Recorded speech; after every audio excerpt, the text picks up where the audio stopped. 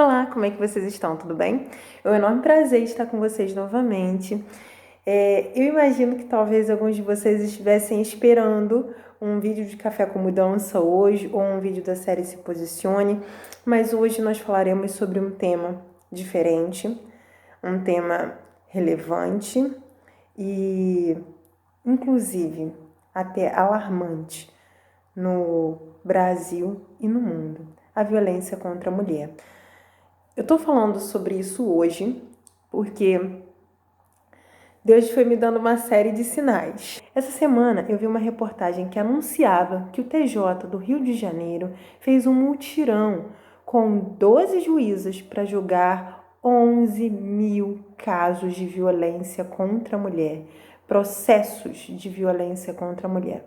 E não é novidade nenhuma que a violência contra a mulher se tornou algo frequente, comum no Brasil. Em muitos casos, esse marido vai ficar impune durante um bom tempo, assim como aconteceu com Maria da Penha, a mulher que deu o nome à Lei Maria da Penha. Essa mulher ficou paraplégica aos 38 anos, vítima de violência doméstica. Seu marido, nos anos 80, cometeu 2 atos de violência contra ela. O primeiro, dando tiros nas costas dela, e depois socorreu e disse que eles foram assaltados. No segundo caso, esse marido tentou eletrocutá-la na cadeira de roda durante o banho. Os desdobramentos desse caso aconteceram anos depois e esse caso chamou a atenção da mídia internacional.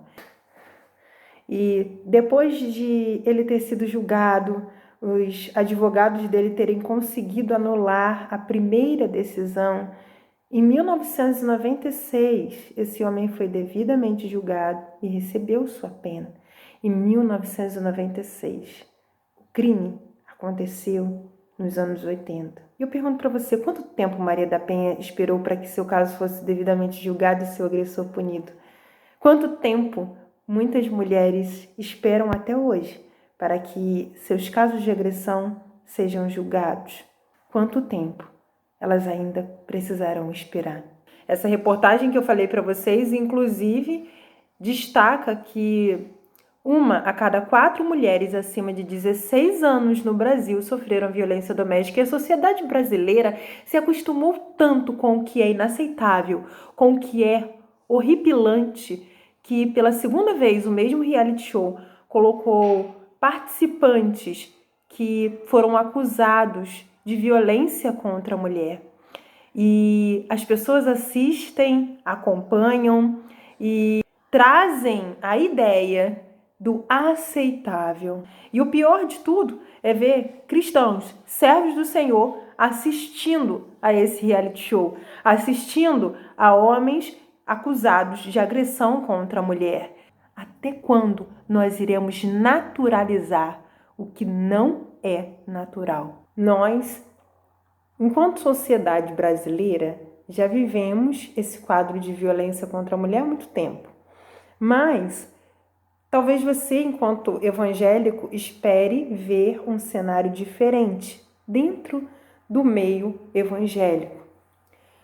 Mas o problema é que eu já sei há algum tempo de uma pesquisa feita pela teóloga Valéria Vilhena, em que ela constatou que 40% dos casos de violência doméstica contra a mulher são feitos em lares evangélicos. 40%. Em uma entrevista para a UOL, a Valéria Vilhena disse o seguinte: quando essa mulher vai procurar o seu pastor para dizer que ela está sofrendo violência, normalmente ela não recebe apoio. O pastor aconselha mais submissão em nome de Deus. Seja sábia, fique calada, não enfrente.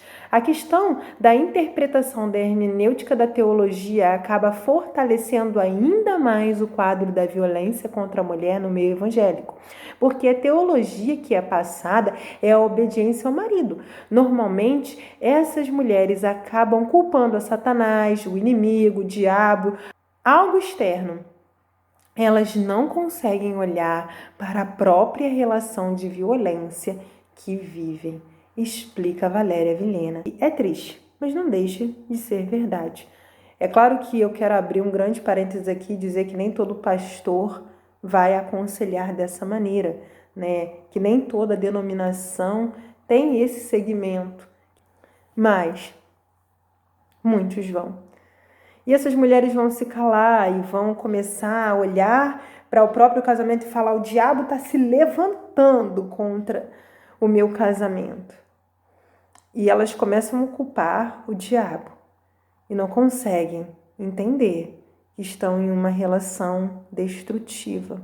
E eu quero destacar aqui ainda que em alguns casos essa mulher nem sequer vai receber esse tipo de conselho. E sabe por que ela não vai receber? Porque ninguém sabe. Porque ela não vai contar para os seus pastores a respeito do que ela passa dentro de casa. Porque seu marido a convenceu de que ninguém vai acreditar nela. Ou até mesmo por medo de envergonhá-lo, por medo de uma possível repreensão. Ainda é possível que essa mulher tenha medo de contar e de que duvidem da palavra dela. Em alguns casos, o marido vai dizer o seguinte: você acha que o pastor vai realmente deixar de acreditar em mim para acreditar em você? E aquela mulher vai se ver na seguinte situação: meu marido, um homem com cargo eclesiástico ou um homem reconhecido, versus eu, alguém que só é reconhecida por ser esposa dele. Muitas, inclusive, acabam morrendo, presas a essa relação. E por que elas se prendem a essa relação? E aí está o outro sinal que o Senhor me deu para eu poder falar sobre isso. Muitos cristãos ainda acreditam que o único motivo aceitável para um divórcio é o adultério. E essa semana eu estava conversando com algumas pessoas em um comentário feito em um vídeo no YouTube e inclusive alguns deles vieram, né, e se inscreveram no canal por causa desse vídeo, por causa do meu testemunho nesse comentário. Quero deixar um abraço para vocês e a gratidão pela atenção. Mas em um desses comentários eu vi uma pessoa dizendo: mas aonde entra a questão de que divórcio só pode acontecer em caso de adultério? E aí teve uma menina que veio e falou assim: não é só em caso de adultério, em casos de violência doméstica também. E é interessante porque o comentário dessa menina não teve resposta, mas é um comentário verdadeiro. Ela ainda colocou assim: a pessoa vai apanhar para o resto da vida? Ela vai permanecer apanhando? E essa é a pergunta que eu quero fazer para você. Mulher cristã, a mulher deve permanecer apanhando? Até onde deve chegar o quadro de violência doméstica? Eu cresci numa família que viveu sobre quadro de violência doméstica. E eu sei que no meio evangélico, alguns conselhos dados são: não fala não, fica quieta, não expressa. E nesse processo você continua calada e apanha, sofre, acreditando que a culpa é toda do inimigo. Nós evangélicos criamos um vício de culpar Satanás por tudo, quando na verdade alguns problemas estão dentro das nossas próprias escolhas. E aí eu sei que vai vir aquela renca que vai falar assim: mas quem escolheu casar, a culpa é dessa pessoa, porque casamento é para sempre. Mas eu quero te dizer que você teve direito de escolha para se casar, mas também tem direito de escolha para se divorciar se o seu marido agride você. E você pode dizer para mim: Elaine, mas é muito difícil. Claro que será difícil.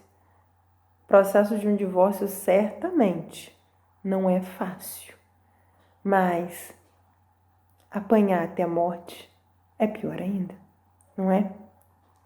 Então, tome muito cuidado. Tenha muito cuidado com o que algumas pessoas trazem de aconselhamento para você. É intrigante e eu quero que você se pergunte sobre isso. entendendo que a mulher deve ao marido submissão, mas também entendendo que o marido precisa amar a mulher como Cristo amou a igreja e a si mesmo se entregou por ela, você precisa se perguntar se o homem com quem você casou, que deveria dar a própria vida por você, está fazendo certo, tentando contra a sua vida. Alguém que deveria se entregar por você, se fosse preciso, é certo que essa pessoa tente matar você. É certo que essa pessoa ameace a sua vida. É certo que essa pessoa ameace seu bem-estar. E eu ainda quero abrir um grande parênteses aqui e dizer que não existe só um tipo de violência contra a mulher. A Lei Maria da Penha trata sobre 5 tipos de violência contra a mulher. A violência física é a mais destacada, aquela que é entendida como qualquer conduta que ofenda a integridade ou saúde corporal da mulher. Mas também existe a violência psicológica, que é considerada como qualquer conduta que cause dano emocional e diminuição da autoestima, prejudique e perturbe o pleno desenvolvimento da mulher ou vise degradar ou controlar suas ações, comportamentos, crenças e decisões. A violência sexual, por exemplo, ela trata de qualquer conduta que constranja a presenciar, manter ou participar de relação sexual não desejada, mediante a intimidação, ameaça, coação ou uso de força. E a violência patrimonial, que é uma das pouco debatidas, é a violência que é entendida como qualquer conduta que configure retenção, subtração, destruição parcial ou total dos objetos, instrumentos de trabalho, documentos pessoais, bens, valores, direitos e recursos econômicos, incluindo os destinados a satisfazer as necessidades dessa mulher.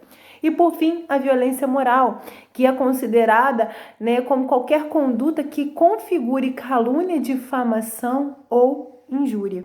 Existem diferentes tipos de violência, não só a física, então tome muito cuidado, porque dentro do ambiente cristão é possível que você encontre abraço, que você encontre amparo, mas também é possível que você encontre julgamentos e conselhos errados de que você deve suportar e deve permanecer. Ligue 180 para a Central de Atendimento à Mulher e denuncie. Como mulher cristã, o seu dever, além de denunciar e de se posicionar, é orar. Orar por mulheres que estão em outros países, mulheres que estão dentro do Brasil, que você não conhece também e que sofrem casos de violência doméstica. Para finalizar, eu quero deixar claro o caso da Aisha, uma mulher afegã que sofreu violência doméstica. Ela foi prometida a um membro do Talibã quando tinha só 12 anos por seu pai para poder pagar uma dívida. Ela sofria humilhações, precisava dormir no estábulo e quando decidiu fugir desse cenário caótico, ela foi encontrada pelo Talibã, devolvida a seu pai a devolveu ao seu marido e ele a levou para as montanhas e ali decepou seu nariz e suas orelhas. Aisha ficou largada ali para poder morrer. Soldados norte-americanos a encontraram e a resgataram. E Aisha tenta reconstruir sua vida nos Estados Unidos. Já recebeu um nariz novo, até porque esse caso aconteceu em 2010. Mas a gente precisa deixar claro que, assim como Aisha, muitas outras mulheres afegãs sofrem violência doméstica. As Nações Unidas estimam que cerca de 90% das mulheres afegãs sofrem com violência doméstica. É um número alarmante. Talvez você não tenha como ajudar essas mulheres, mas você precisa e deve orar por elas. Você precisa e deve observar a sua vizinha que talvez esteja vivendo um caso de violência doméstica. Você precisa e deve observar aquela mulher que chega na sua igreja com uma mancha. Você precisa ficar atenta aos sinais. Enquanto mulheres, nós temos a responsabilidade de cuidar umas das outras e também aconselhar à luz da palavra. Eu não estou falando aqui que o divórcio precisa ser banalizado. Eu estou dizendo que em casos de violência, o divórcio deve ser aceitado E essa mulher não deve ser vista como uma mulher que foi fraca e não resistiu às pressões de Satanás contra o seu casamento. Deve ser visto como uma mulher que foi forte e sábia e entendeu que salvar a própria vida e a vida de seus filhos era prioridade. Um casamento que ameaça a sua vida nunca foi e nunca vai ser o que Cristo deseja para você.